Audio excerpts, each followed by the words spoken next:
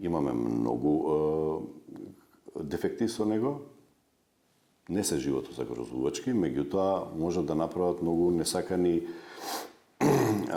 моменти на делегациите кои што се превезуваат. Имено се случило многу пати да стигнеме негде до некоја дестинација и веќе авионот да се расипи и делегацијата да мора да се враќа со редовни линии. Идејата за новиот воздухоплов е и наша желба, како Созара и како авиослужба, да тој авион не се користи само за политичарите, туку да се користи во медицински цели. Што сакам да кажам? Ќе дадам примери од регионот.